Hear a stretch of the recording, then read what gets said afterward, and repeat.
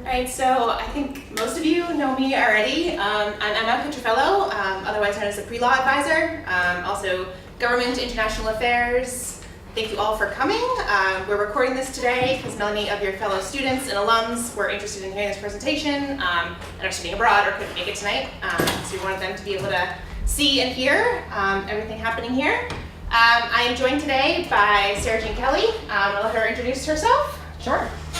Hi, I'm Sara Kelly. I'm a 2005 Wellesley graduate. This really feels like coming home because I was a political science major, so not only can I find the faculty staff bathroom, but I can also find the student bathroom when it's locked. And I'm actually here this week because I'm on the Alumni Association Board of Directors, so we're meeting and then going into the Blueprint Weekend, which is the training for alumni volunteers, which I hope all of you will become when you graduate. And so I get to be back on campus, and Emma was kind enough to let me come and talk to you all a little bit about applying to law school. After I graduated from Wellesley, I got a master's degree in education and higher ed administration from the University of Virginia and a law degree from Georgetown. I worked at Georgetown Law School for about 8 years, and now I'm the Associate Dean at St. John's University School of Law in New York. And so after Emma speaks, I'm going to give you just some brief highlights about what I think you should be thinking about when you're thinking about law school, but I'm going to try and leave most of the time for you to ask whatever questions you have. And I would encourage you to ask me anything, because I, in fact, am not the person who's reading files at St. John's or anywhere else. We have an admissions department that does that, so really you can ask me any questions that you're hesitant about asking anyone in the process, and I will give you answers to the very best of my ability, as honestly as I can. So if there are things you've been hesitant to ask, or you've been hearing or thinking about but aren't sure about, I would generally say that I'm a more reliable resource than a lot of the blogs you might find online, at least from the law school's perspective. So I will turn it over to Emma, but I'm thrilled to be here. I'm thrilled to be talking to all of you and really think about ways I can help you. Thank you so much. And I really do encourage you to ask anything. If you're thinking it, your peers are thinking it, I'm thinking it, so just go for it and ask. So I wanted to just start quickly by getting a gauge of who's in the room. Do I have any first years? 2? Awesome. Never too early to start, right? Sophomores? Okay, lots of sophomores. Juniors, and any seniors. Ooh. All right, we got a really good mix here. Awesome. So my short presentation today, because I do want to leave plenty of time for you to hear from Sara and ask her questions, but I'm going to just briefly walk through what are things you should be thinking about at each stage in this process. So first year and sophomore year, junior year, senior year, and any time in between before you are graduating Wellesley and applying to law school. So that's sort of a year-by-year breakdown. So first year through sophomore year. Please take classes you like. Please major in whatever you want to major in, right? Students always ask me, what will give me the best GPA for law school? Well, taking courses you're interested in and majoring in something you're interested in is probably going to be the best way for you to develop your interests as well as do well academically. If this means you came in pre-med, you took organic chemistry, I hear this all the time, organic chemistry did not go well, and now I need to change, that's fine, right? That's a story to tell, but please just think about taking classes that are interesting to you, challenging to you, but that you genuinely want to take and major in. So things to be thinking about doing is conducting informational interviews with alums, like Sara. We have a wonderful, wonderful network of lawyers. I know I've told many of you about the Wellesley Lawyers Network Facebook group, where you can pose questions, ask alums. I have a spreadsheet of alum contacts that are in particular areas of law. If you're interested in talking to someone about technology policy and law, talking to someone about financial law, I can sort of put you in direct contact with that alum. And this is the time to be asking them about how they got started in these fields, what skills you should be thinking about building, and just having a sort of informational conversation with them about things you should be thinking about in this process. And even maybe sort of considering a shadowing experience. So we have a wonderful alumna who is with the Middlesex District Attorney's Office, who will do a half day of shadowing with you in the Framingham office or the Lowell office. So if you can get there, she's just wonderful. It's a wonderful learning opportunity from her. So please come see me if you're interested in getting in touch about that. And there's multiple other shadowing experiences. We actually have a career education workshop about shadowing coming up in the next couple weeks. So if you're ever like wondering what is shadowing, how do I ask about shadowing, that'd be a great opportunity for you. Regularly reflect on this question. Is law the right career for me given my interests and goals? I think, and I'll mention this again later, it's really easy to say I'm pre-law and you kind of jump on this train, but it's okay to jump off the train. It's okay to take a pause, take a stop, get back on, make sure this is what you want to be doing, right?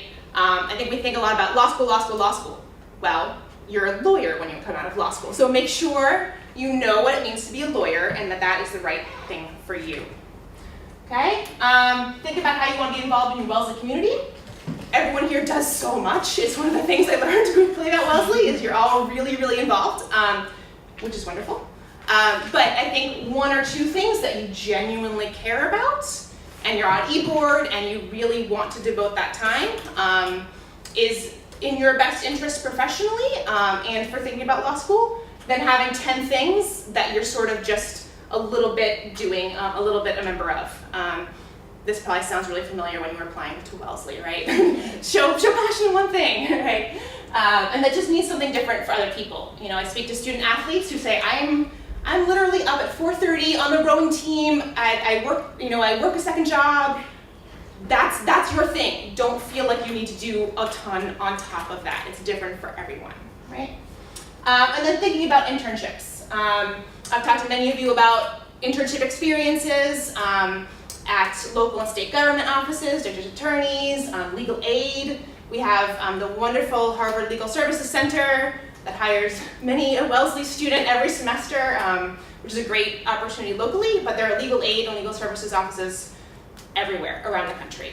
And so that's something a lot of students do.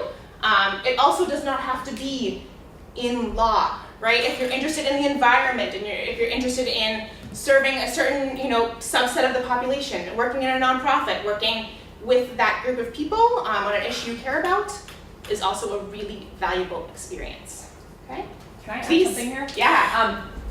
The very last line on this slide is the most important part, where it says build skills and helps you explore. I realize the camera's panning, so where it says build skills and helps you explore interests. Emma and I didn't talk about this at all beforehand, but that is some of the best advice you can get, because a lot of times I'll hear students say, what internship should I do to get into law school? Yep. That's the wrong question. It should be, what internship can I do that will help me decide if law school is right for me, and that's going to prepare me for the workforce. Yep. Because, so many applicants have so many different and varied internship experiences. One particular one over another isn't going to be what makes a determination about your application. Yep. However, you being sure that law school is right for you and you being able to articulate that in your personal statement and then hold true to that during a very difficult and challenging first year of law school, which is very difficult and challenging for everyone, is going to be critical. And the same thing is true for the skills. So in law schools, you're going to be doing externships where you're working in the legal field. In your second and third year, you may be participating in a clinic where you're representing real clients. None of us want that to be your first work experience. And I know that the career education program at Wellesley will do as much as they can to keep that from happening.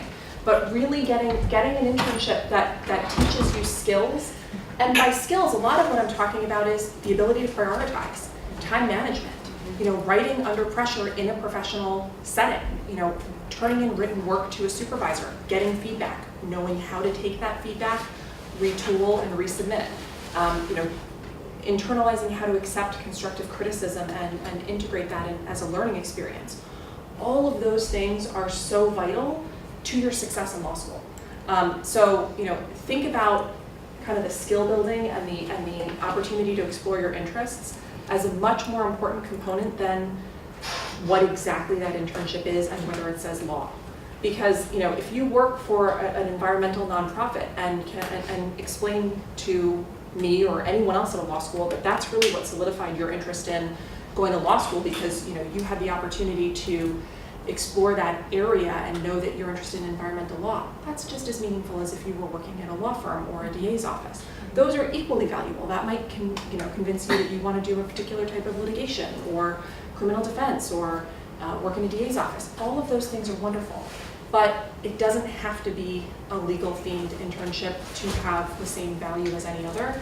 And really, if you're able to develop those skills and make sure that law is the right path for you, and that you don't actually do an internship and say, actually, I kind of want to be a lobbyist, or I'd rather work on the Hill. Those are all things that would be better for you to figure out before you do 3 years of law school, possibly take on some debt, and then are figuring that out on the other side. So I think that's spectacular advice for first years and every other student I here. totally agree. And I was about to say, this applies for work experience after undergrad as well. Law school is not going away. It's been around for a long time. So if you need to take some years to get work experience, people used to refer to that in med school and law school life as the gap years. I never liked that term. I don't think it's a gap. You're actually doing things, you're working, you're making money. If you want to do that then too, I think that's absolutely wonderful. And more than half of people do. And more than it's not exactly. a small number taking a gap, Exactly. it is the norm, just as Exactly. much as going straight from colleges. Exactly. I think the trend's even moving more to that. Any questions about sort of the general ideas of first and sophomore years? Yes? Yeah, do you apply before your gap year or after or during? I mean, how Depends for you. And we'll get to some of the applying stuff later on. But you could apply your senior year. I won't talk about junior deferral programs here, but if you're interested in talking about those, come see me. Or you could apply 1, 2, 3, 4, 5 years out of Wellesley. I work with alums applying multiple years after they've graduated Wellesley. Question? All right. So junior year. This is when people start to panic. And they say, oh, I want to study abroad, but I can't because I'm pre-law. No, you can study abroad. There are things to think about in terms of, what transcripts you have to send. If you study abroad for a full academic year, you have to send those transcripts to Lsat when you apply.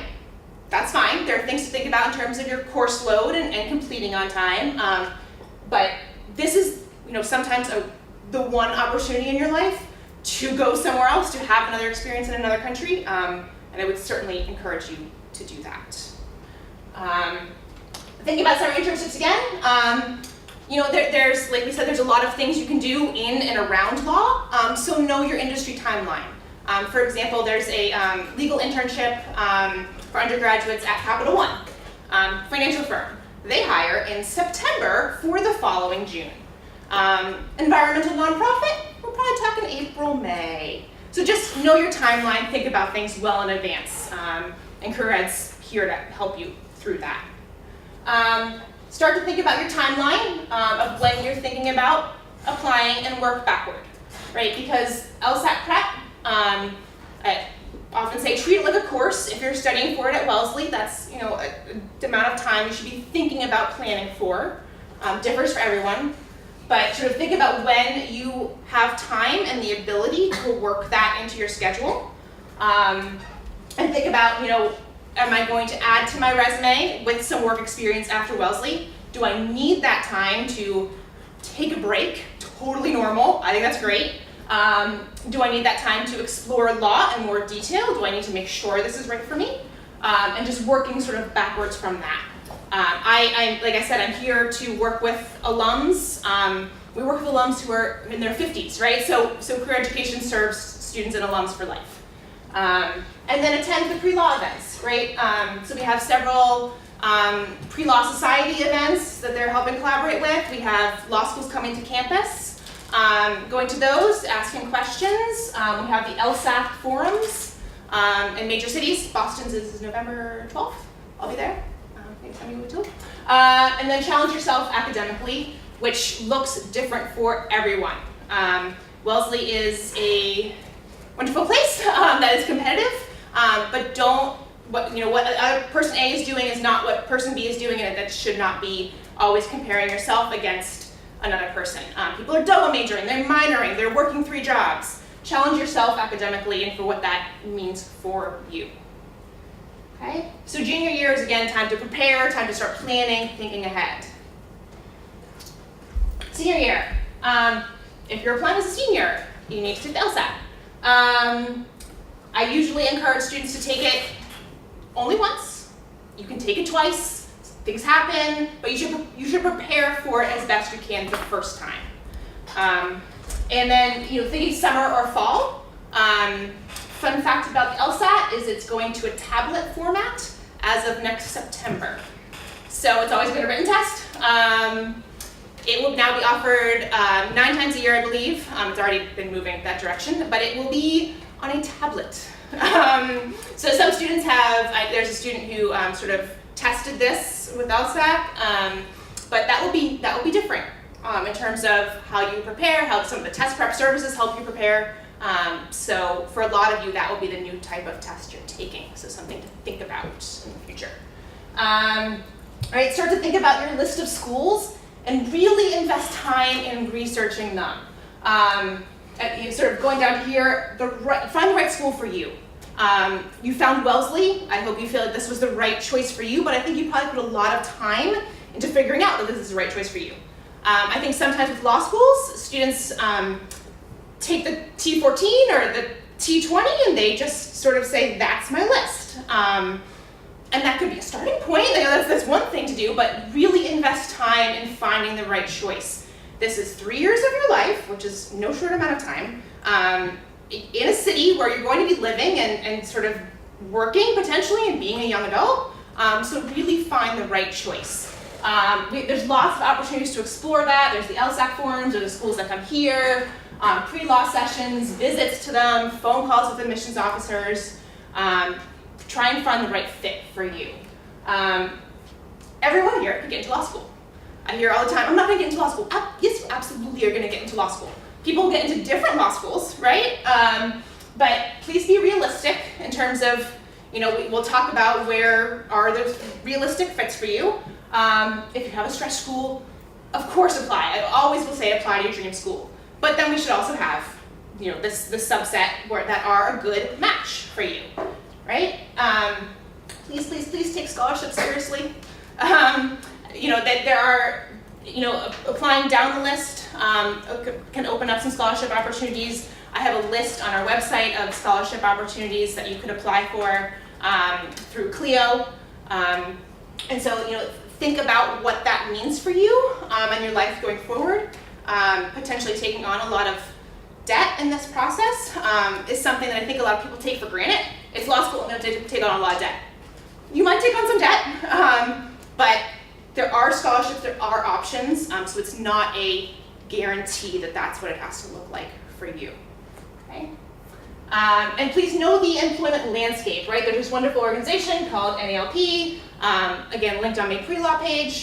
They have good information about what lawyers are doing each year after they graduate. There's also several websites that sort of tell you where lawyers from certain law schools go. Do they go into the public sector? Do they go into big law? What do you want to do? Does that make sense? Does the law school make sense? All that is in your research and learning more about the legal landscape. And if, are the bar passage required jobs, which is why you're becoming a lawyer probably, what does that percentage look like? Is it going up or down? What do you need to be thinking about? Okay. And if you're applying for jobs as a senior, please talk to us. We have wonderful advisors to help you through, searching for that job, and then I'm here for you if you choose to apply to law school later on. Okay. Please don't forget, you don't have to do what everyone else is doing, right? Again, you sort of get on this sort of, I'm pre-law, I have to do this thing now, I have to go to law school. And that may be true for a lot of you, and that may be the right choice.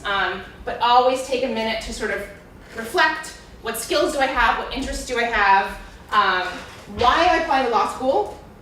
It needs to be because you want to be a lawyer, right? And am I figuring out, as Sarah said, that is what I want to be doing, okay? It's much better to stop and think about that now, take a year, then go through law school, and I talk to a lot of people who do this too, go through law school and then say, oops, that wasn't quite right? There are so many ways that we can make change, that we can advocate, that we can be agents of good in this world, and being a lawyer is one of them, but it's not the only one, right? So application details, I'm not gonna spend a ton of time on this, you guys know what these are. Apply early, so applications are rolling, right, generally fall. Lsat, as I said, moving to a tablet test. Your GPA and transcript. Your personal statement, I think, is very, very important. I read these all the time. Other people will read them, alums will read them, have multiple people read yours. I'm happy to help you with that too. They're tricky to write sometimes, but it's a really important component. Recommendation letters from faculty and potentially employers. Your optional essays and your law school resume. So that's sort of the big picture. Okay. Wellesley details. Everyone always asks me for numbers. So I will give you some of what I have. So in the previous cycle, we had 39 applicants, 4 of whom were seniors. So that shows you that difference there, right? The vast majority were 1 to 3 years out. So some of you are maybe thinking about paralegal positions. Those are often a 1 or 2 year sort of contract. So that's why that falls in there. We had a 93% acceptance rate. Meaning almost everyone got in somewhere, right? There are people who choose to apply to schools that maybe are more of a stretch, and those are only the schools they apply to, and so they did not get in that cycle anywhere. That's where that number is coming from, right? This past year, we don't have like the official data yet, but we had 33 applicants, 3 of whom were seniors. So this is sort of what the average was. Applications were up 8% on average nationwide to law schools. Is that what you've heard too, roughly? Higher. So, and then 20, it's sort of most schools, it was closer to 20. Yeah. That meant, I know our acceptance rate will be lower because people weren't foreseeing that. So I spoke to a lot of students over the summer who were waitlisted or did not get into schools they had expected to. And that's something you have to think about and potentially plan for ahead, right? So we'll see what it looks like this year officially. I think applications, my sense will be they will be up again this year as well. So if you're applying this year, something for sure to think about. And just because I had several questions about this, the GRE is now accepted at 20 plus schools. I think it's closer to 30 now. Certainly a conversation to have about why one might take the GRE instead of the LSAT. But it's an option now at many schools. I work at one of them, so And she works at one of them, so she can talk more in detail about it. I think that's it for me. Any questions about what you heard? What to think about? Well, you know where to find me. 4th floor of Green Hall. I have pop-ups on Thursdays in Lulu from 10:30 to 12:30. If you have any questions, please come find me. We have a career fair and meetup tomorrow. Yay. It's at 4:30 to 7 in Tishman Commons. We'll have Wilmer Hale, Con Kavanaugh, not the same Kavanaugh, law firm Kavanaugh, Harvard Legal Services Center, Metro West Legal Aid, several other local state governments, and ProBar, which is a really cool organization out of Texas. They will hopefully get here through the hurricane, and they'll be here as well. So I hope you can all sort of explore and attend that event. And I'll turn it over to Sarah. Thank you. So I just wanted to take a couple minutes to talk to you about the things that I think it's most important for you to be thinking about when you're trying to decide if you should be applying to law school, and if so, where. Because as Emma said, you know, I can only imagine that one of her frustrations may be students saying, I desperately want to go to law school and I'm only applying to one place. That's not a terribly realistic approach. It also doesn't necessarily convey that you really want to be a lawyer, because you can be a lawyer going to lots and lots of different law schools. And frankly, you know, If you want to be a Supreme Court clerk, then there's a small number of law schools you want to go to. If you want to be a law school professor, there's a more narrow group of schools you want to go to. If you want to be a partner at a big law firm, you can go to lots of different schools. If you want to be a judge, if you want to be a district attorney, I mean, virtually any other career in law that you might want to pursue, you can do going to lots and lots of different schools. And so it's really important to find the one that's going to be the right fit for you. So I encourage students to think about a couple of different things. The first one is outcomes. And what do I mean by outcomes? By outcomes, I mean bar passage rates and employment outcomes. And you can find that information for every law school on their website. We're required to post it there. There are also lots of different organizations that do surveys and rankings based on employment outcomes, and you should look at those. The National Law Journal, for example, does one where they rank law schools based on their employment placements in big law. So we call them the biggest law firms. And lots of students view that as their ideal employment outcome, at least when they start. Then they take criminal law, they take a few other classes, and maybe decide they want to pursue something else. But if that's an opportunity you're looking for, the National Law Journal does a ranking of the top 40 schools that place students in big law. And every law school that has their employment numbers, you're able to break them down and see, how many students are employed after graduation, how many students are employed at graduation, how many students are employed 10 months out, when we kind of finalize the employment numbers. And then beyond that, how many are employed in what we really consider the gold standard of legal positions, which are full-time, long-term, law degree required. That means that you may be employed doing something that doesn't require a law degree part-time while you're seeking other employment. You might count as employed, but you're not going to count as kind of the gold standard full-time, long-term law degree required, and that's really what most students are going to law school for. So that's a number you really want to pay particular attention to. You also want to think about geography. So if you know you want to live in California, there are probably a handful of schools that you may be interested in applying to because they place people nationally. And then you also want to think about what market in California and look at the schools in that region. I work at a law school that's in New York City. And we place graduates in all different kinds of employment opportunities in New York City and have a tremendous alumni network in New York because of our location there. That is where most of our alums go.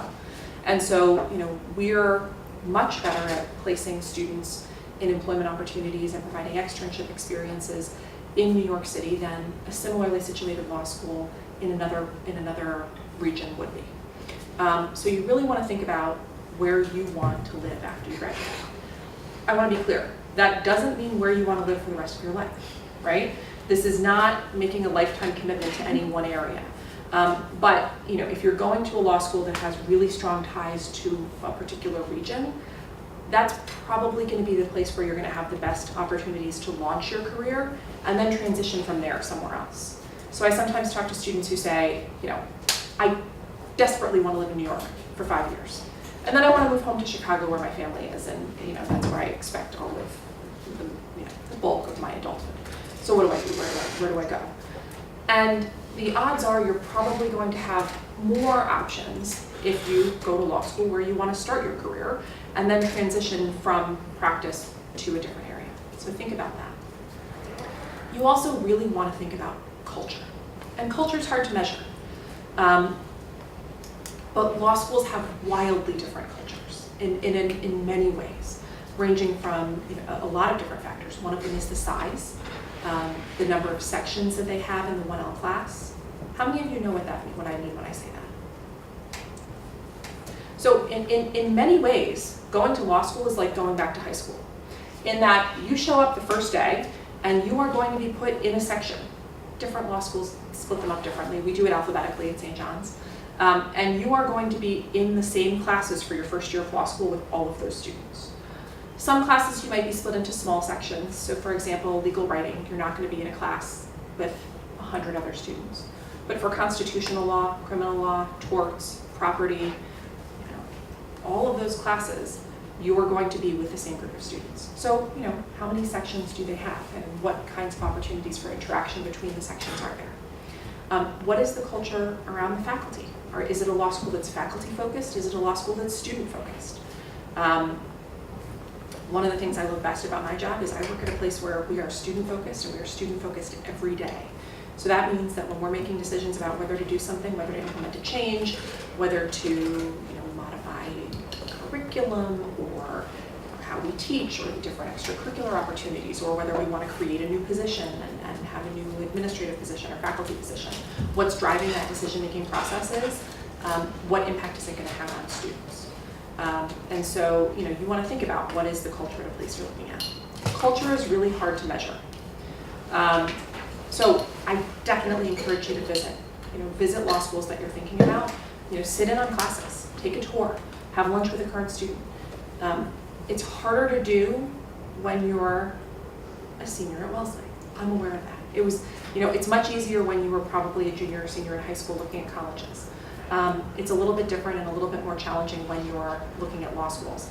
But really take the time to do that, and perhaps not necessarily before you submit your applications, but certainly before you're narrowing down your list of places that you're really going to seriously consider.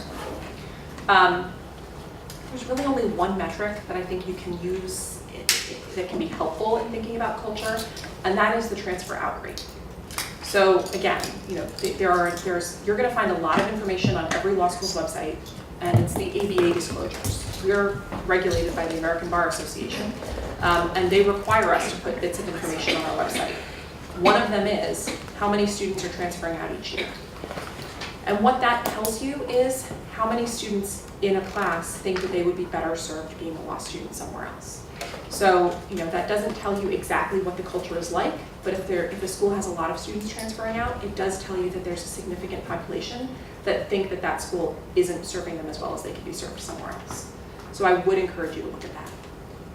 I would also just add, really think critically as you're building your list of law schools that you're going to apply to, and make sure that it's an expansive list. In part because you want to make sure that you have a sense of what options are going to be available to you, and make sure you have a number of options. And you also should be applying to some schools where you're going to have a realistic chance of getting a good scholarship offer. Because that's important. You may decide that that's not where you're going to go, and that you may decide to pay full freight somewhere else. But make sure that you're looking at a wide variety of law schools in whatever region, with whatever employment prospects you're looking for, and make sure that you expand your list significantly so that you're applying to some schools that you think are realistic, some schools that you think might be a stretch, and some schools that you think might be safety schools, because the odds are that's where you're going to get a pretty generous scholarship offer. And my advice to students is you should make sure you have at least a couple of those in the places that you're applying. Doesn't mean you have to go there, but you should know what that looks like and what difference that might make. Because scholarships are abundantly offered at law schools, but to different students and different profiles of students at each school.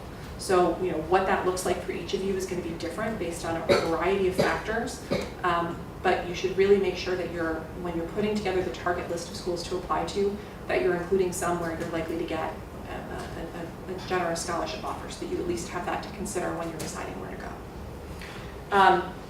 I brought some information that I'm going to pass around to you. The first thing is a law school admissions insider's guide that we put together at St. John's that really just is designed to answer some of the questions that you might have, and I imagine we'll talk about some of these today. It talks about what you should think about when you're looking at schools, when to apply. That I will say, apply early. Law schools have rolling admissions. Even if they have a priority deadline, they have rolling admissions. That doesn't mean you're going to hear from them all at the same time. So the schools that you are the strongest candidate for, you're likely going to hear from first. And I often find that completely frustrates students, because the school you're most eager to hear from may very well be the last one you hear from. And that's because as they're going through their admissions pool, they're trying to figure out where their class is going to end up, and every law school is admitting people above and below their Lsat and GPA medians, and it's all a little bit of a puzzle. And so as they're putting together the puzzle that will be their incoming class, It's much easier to give you a decision if you're someone that a school is clearly not going to admit or someone a school is clearly going to admit. It's the schools that are going to be in that cloudy middle that you're going to have to wait a little bit longer for. But it's virtually always in your best interest to get your application in on the early side, because that's when you will get some quick decisions if you've targeted your list well, and you're dedicating a committed interest to a particular school. It also gives you a longer period of time over which to build a relationship with the school. What I don't mean is stalking the admissions office, just to be clear on that. But what I do mean is having a chance to get your application materials in, perhaps visit, be on their list for mailings. They may invite you to some alumni events in the Boston area, for example. Once you're in their pipeline, they're going to treat you like an interested student, and they're going to give you an opportunity to demonstrate your interest in return. So that's a good thing to do. There's some information in here about your personal statement and recommendations. I will say for your recommendations, you want to be asking faculty who know you. That matters so much more than their title. So, law schools and undergraduate institutions and lots of other places get lots of recommendations that aren't terribly helpful because they're written by someone who doesn't know you all that well. And for law school, your recommendations can be from an employer, they can be from a professor, they can be from a combination. More is not better. So don't send in 12 to prove that you can get 12.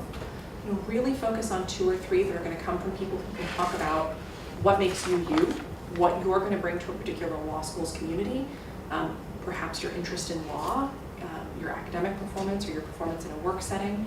But what I would say is the example I often give is if you've got a professor you've worked with on a research project or you've taken 3 classes from, or someone who really knows you, that's going to be better than getting a letter of recommendation from President Johnson just because she's got the title of president, right? So you just have to be strategic in thinking about who you ask. And I will say that make this plea on your faculty members and supervisors' behalf. Ask early. The worst thing that happens, and I know that because it happens to me, is that someone will ask me for a letter of recommendation and it's due in a week. And I know that a week might seem like a long time, but it's not. Especially not if you're traveling or you have kids or you've got a packed schedule for work or lots of other things happening. A crisis comes up at work. So the longer a period of time you can give them, the more likely it is that they're going to be able to commit individual attention to it. And when you give them that, you need to be setting them up for success as well. So you want to give them a copy of your resume, and it should be a copy that someone in the career education office has looked at. Make sure that it is an example of your best work. You don't want to give somebody sloppy work and say, can you recommend me in the same email? If you've written your personal statement, it's great to include that too, so that they understand why you're interested in law school. If you haven't finalized your personal statement, put in the email a little bit of information about why you're interested in law school. I don't recommend that you necessarily talk about where you're applying, in part because every once in a while you get a letter of recommendation, and I'm sitting reading it at St. John's, and it's from a faculty member telling me about how Emma only wants to go to Fordham. And that's her first choice, and it's the only place she can imagine herself being. Not good. We realize that you didn't write that, and that it's a fact. That's not going to kill anybody. But you just want to be careful about that. And so if you are talking to them about where you really want to go, you also probably want to say, and here are all of the schools I'm applying to, so that they have a sense of the depth and breadth of the places. And most faculty are not going to have the time to personalize a letter for each school. I wouldn't recommend asking them to.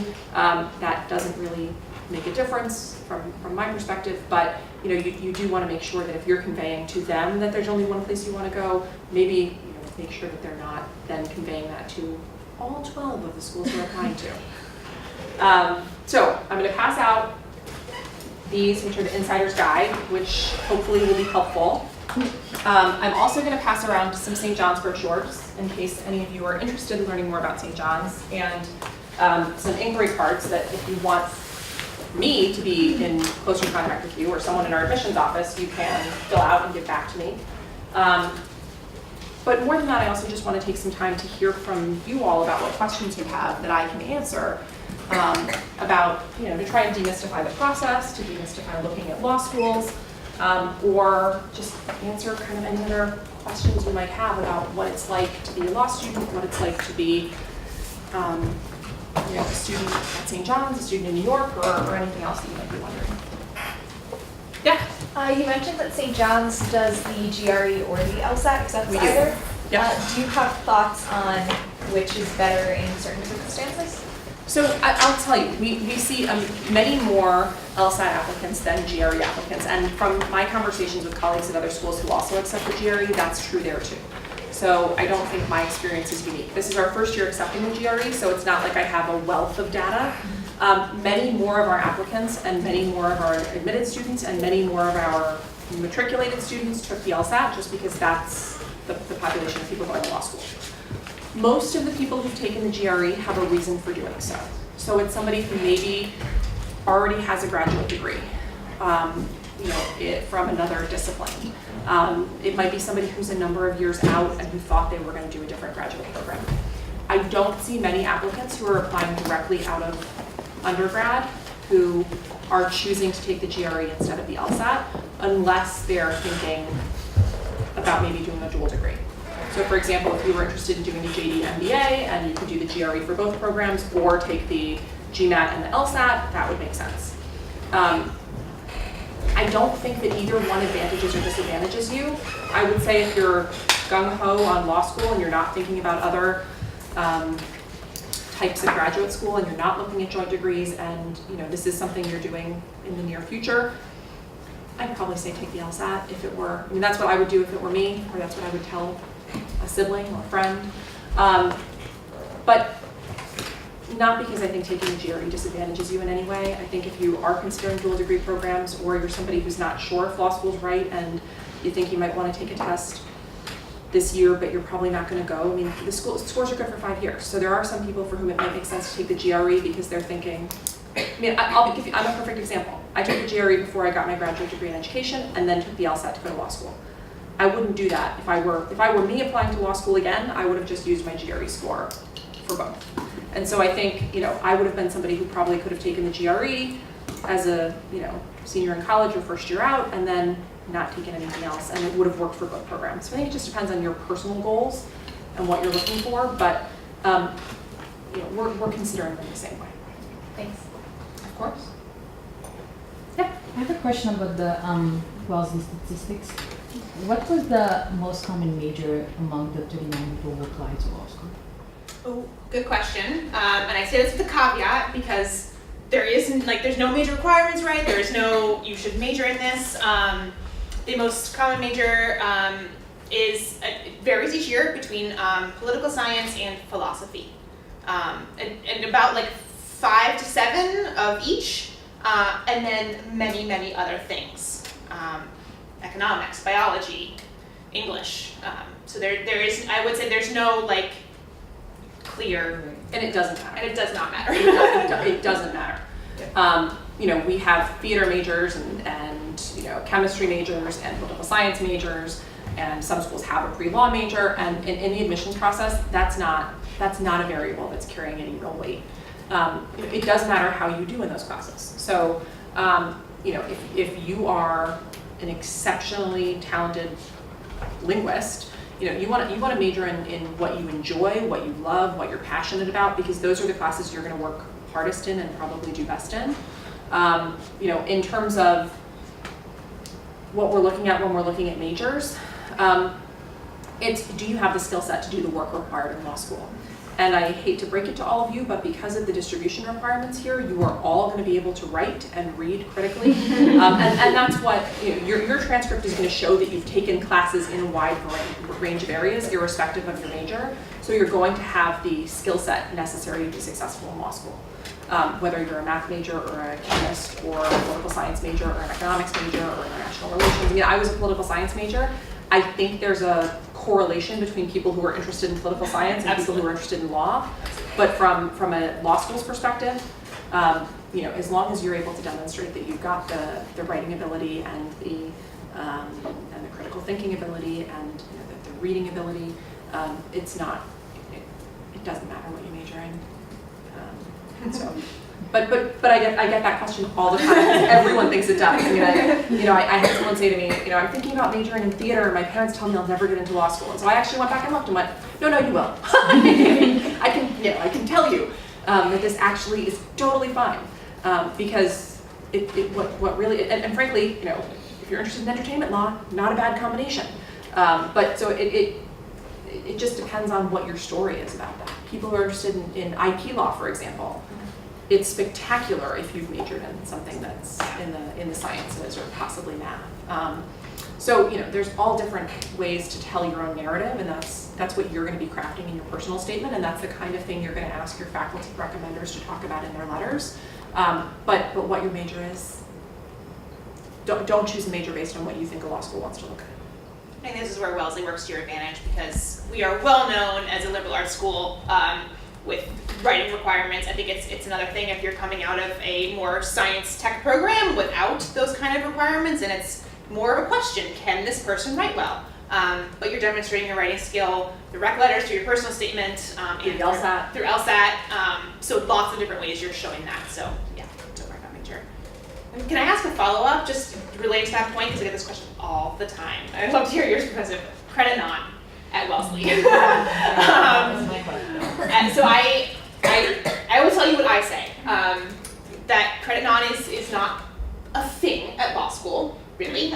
So if you don't want to show a pattern of anything, if you take a lot of things credit non, the concern could be that you're not challenging yourself in the same way that law school in your 1L year will challenge you, and can you handle that? If you take one thing credit non, if you take two things credit non, it is a data point. It is not the make or break of your application. But I've heard different things from different admissions officers, including that and some other things. So I'd love your perspective. Okay, so first of all, lots of law schools do have the opportunity to take some classes pass-fail. Some classes are required pass-fail. So for example, at St. John's, every 1L student starts their law school career off with a class called either Foundations of Law or Intro to Law, which is either a 3-credit version or a 2-credit version of a class that basically teaches you what you need to know to be a law student. And that's a pass-fail class. That's different than credit non, but I think that's the analogous situation in law schools. And when I was at Georgetown, you could take a certain number of classes pass-fail as well. So, but you're certainly not doing that with any of your 1L classes. You're not doing that with any of your core required classes typically. How many credits does Wellesley let you do credit non? How many classes these days? Technically, you can take your entire degree credit. It's non. crazy. Like it could be a lot. I've seen a lot. That is not what it was like when I was starting with that. So I wouldn't do that. Law schools care about what your GPA is. It's not the only thing that they care about, but that is one factor, and it's an important factor. So yes, it's perfectly fine to take a small number of classes credit non. You don't want to take the vast majority of your degree program here credit non. I should know this and I don't. Is the first semester here credit non? Shadow grade. Shadow grade. So tell me what that means. All your classes are mandatory pass-fail credit non. All your classes are mandatory pass-fail. Okay, so you have no grades for the first semester to start with for anything. Well, technically you You do. get grades and you can see them, but like they're not shown to employers. Or They're also, it's all like credit non on your transcript, but you do have a grade that you can access. It's just not official. Okay. So law schools would not be Reported. seeing So it law on schools the aren't seeing transcript. that on your transcript. So if you already know that you have 1/8 of your program that's essentially shadow grades, take another class or two credit non. I wouldn't go crazy.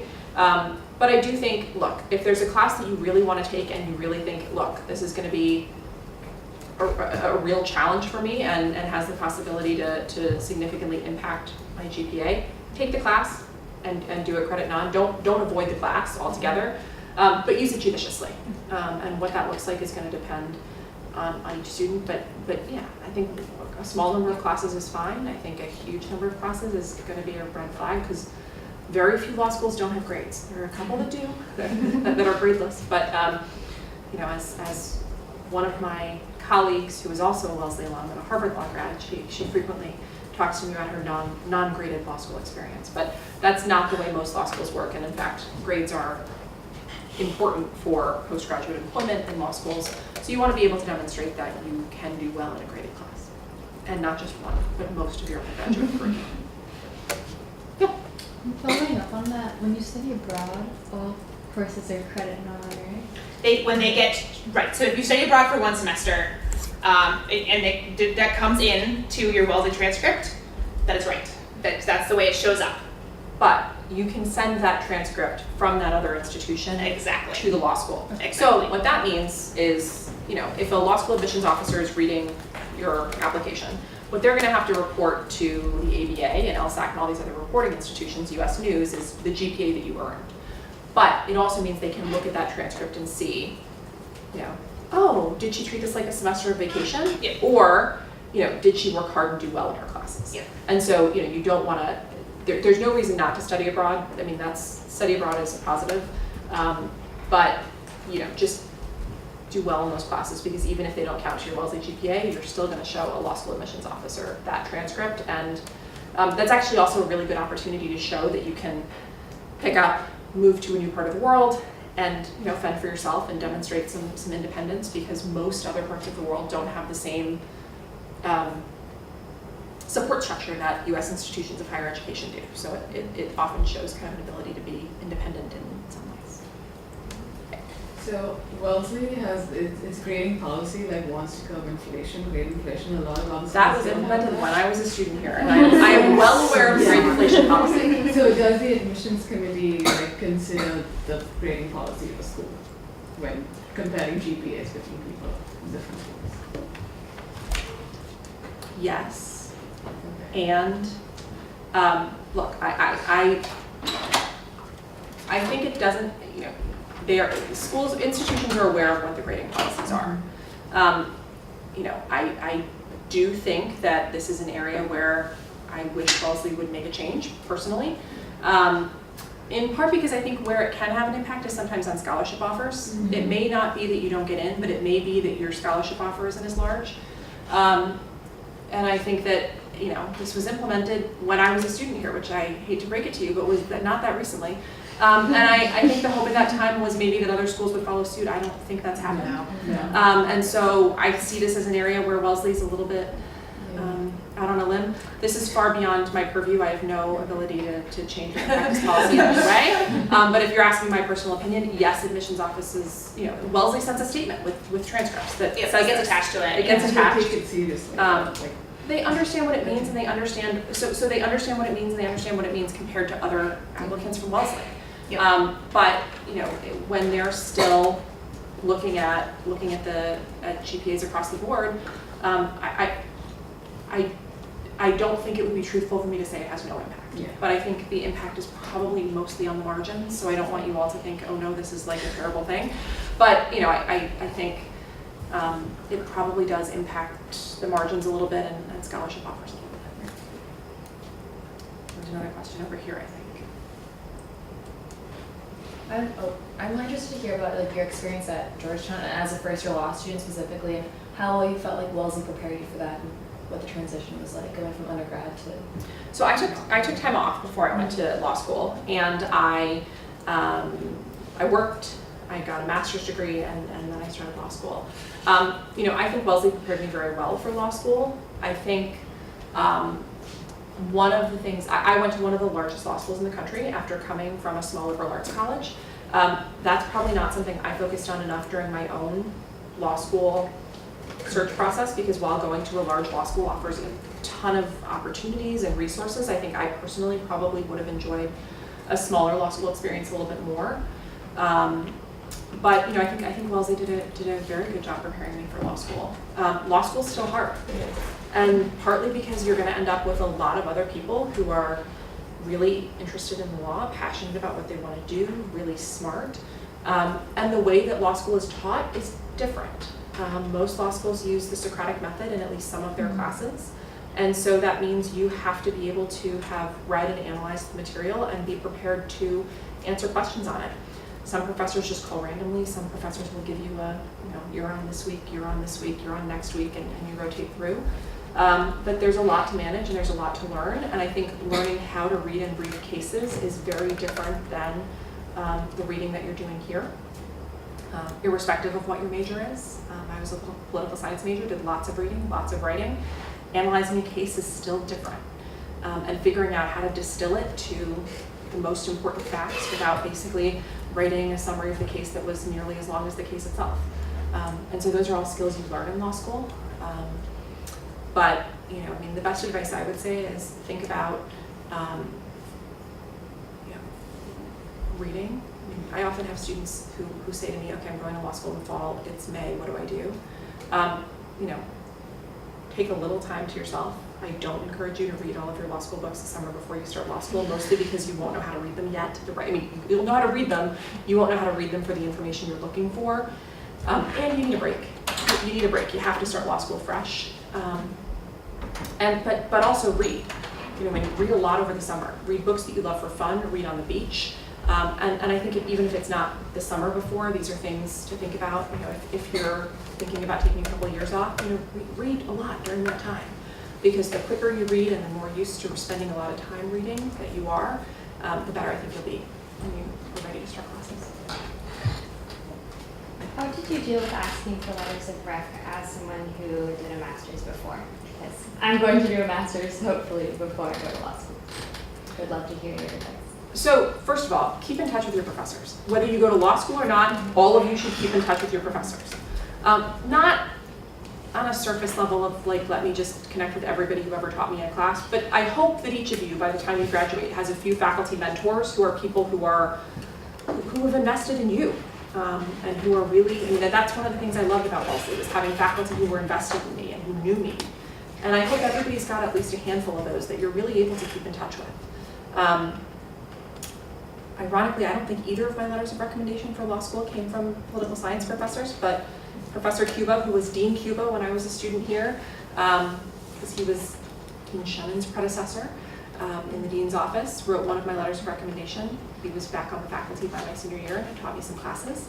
And Professor Maud Chaplin, who was in the philosophy department, wrote one of the others, and it's really just because I kept in touch with them. They were people who I would, you know, email to let know what was going on in my life. I worked before I went to get my master's, got my master's, worked after my master's. So I would update them. I'd always come and visit them when I was back on campus just because I liked them. And so when it was time for me to think about going to law school, it was really natural to reach out and say, you know, I'm thinking about law school. This is what I want to do. You know, would you be able to support me in that? So, you know, you could certainly ask if you think you want to apply to law school and you're trying to figure it out. I mean, you could ask people for letters, ask if they draft them now while they have you in the front of their mind. But that's not going to allow them to update, you know, that's not going to allow them to write it in the context in which you're going to apply. If you're applying in 3 or 5 years and you've done a whole host of other things by then, if these are people you've maintained relationships with, the letter they write in 5 years will be different than the letter they write now, and hopefully richer. So my best advice would just be, don't graduate and flee and, you know, not keep in touch, but keep in touch with people, in part because they're wonderful people who are invested in your success and who you're going to see when they come as faculty speakers to the Wellesley Club in whatever community you live in, and also because, you know, they're going to help you throughout the rest of your career. Thank you. You're welcome. Yeah. How did you go, like, okay, this is like a half question, but did you go into law school knowing what kind of law you wanted to do, / how did you decide what type of law you wanted to pursue? I'm a terrible person to answer this question, but I will give you my answer. And that is that I come from a family of lawyers. I got a master's degree in higher education, and I knew that I wanted a terminal degree. Because I probably wanted to spend the bulk of my career working in higher education. And, you know, you need to advance to the kinds of positions I wanted to be in, you have to have a PhD or another terminal degree, maybe an MBA or a JD. And I felt like between getting a PhD in higher education, which was the PhD program I was considering, or a law degree would be more versatile. I didn't go into law school thinking that I was going to spend the bulk of my career working as a lawyer, and I haven't. So I've worked in law school administration for all but 1 year since I graduated from law school. And so I did sort of know that was likely to be what I wanted to do. But that's different than talking about what practice area you want to practice in, right? I think if you're thinking about a particular practice area, what you want to do is, you know, when you're in law school, think about what classes you enjoy. Think about what and then you're going to take externships in those classes. I highly recommend going to a school that has a rigorous experiential program. That looks like different things, different places. Externships, clinics, practica, international practica. These are all things you should be looking at to try and figure out how are you going to answer that question. And you should be going to a law school that's going to help you do that. Lots of people come in with an idea of what they want to practice. I'm going to throw out a figure that is entirely off the top of my head, but I would say at least half of them don't end up going into that area by the time they graduate. Because you don't know until you've taken a bunch of different classes what you actually love. And until you've actually done some different experiential work, what you're going to find joy and vibrancy in. So, I think that doesn't mean don't think about it now. Absolutely think about it now. If you do, internships, that will all help inform that decision, or that thought process. But then once you're in law school, you should be working with a career development officer who's going to help you come up with your own path. At St. John's, you get paired with a career development officer before you actually get to campus. And that person stays with you for your 3 years in law school and as an alum, much like career Sounds like education here, is right? here. And that person is going to help you figure out what you enjoy. And they're going to do that by meeting with you and saying, what classes do you like? We have a 1L class on lawyering that students take in January that introduces you to different skills in lawyering. So what skills did you enjoy working on the most? What doctrinal classes do you like? What kind of things are you liking in your legal writing class? And then helping you figure out for the summer after your first year, okay, you really seem like you might be interested in criminal law. Let's try and get you a position that's going to let you try that out. And you may come back and say, no, that wasn't for me. Or you might say, that's totally for me, but I was in a judge's chambers and I really want to be in a public defense office or a DA's office. And so then you might do an externship in your first semester of your second year, or your second semester of your second year, to try and tease that out more. So that by the time you're really applying for jobs, one, you have a lot of experience that you can talk about in your interviews and in your applications. And two, you know that your job search is tailored by the kinds of things that you've enjoyed doing during your time in law school. Does that answer your question? Mm-hmm. I feel like it's not a terribly satisfying answer, but I think the reality is that's the truth for most law students. Even if you come in, I meet with tons of students. I run our international and graduate program, so at Admitted Students Day, spend a lot of time talking to students who want to do international law. And first of all, international law encompasses so many different things that in and of itself is not so narrow. And by the time then I'm talking to them about international study abroad opportunities, the opportunity to do externships and practica internationally, it ends up being a different group of students every time because new students are becoming more interested in that area, and other students are saying, oh wait, this isn't exactly what I want. It turns out I really wanted to do something else. And that's the point. You want to end up doing what you're going to love, so take that time for yourself and invest that time while you're in law school.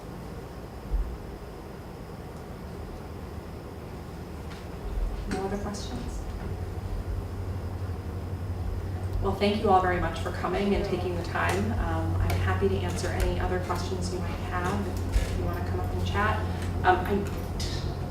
I don't actually think I brought my business card, but I will write my email address up on board, and you should all write it down and contact me if you have more questions.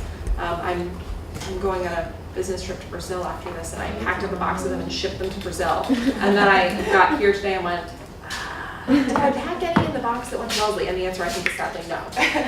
But you should, that's not because I don't want to hear from you. You should feel free to reach out to me anytime.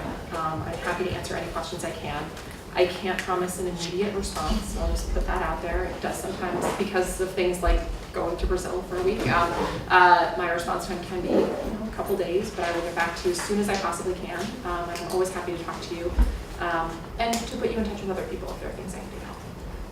But again, make an expansive list. Think about what place is going to be the right fit for you. Look at the outcomes and apply early. All right. Thank you so much. Thank you. Is the Chromebook floating around anywhere? If you didn't sign in, can I just ask you to sign in, please?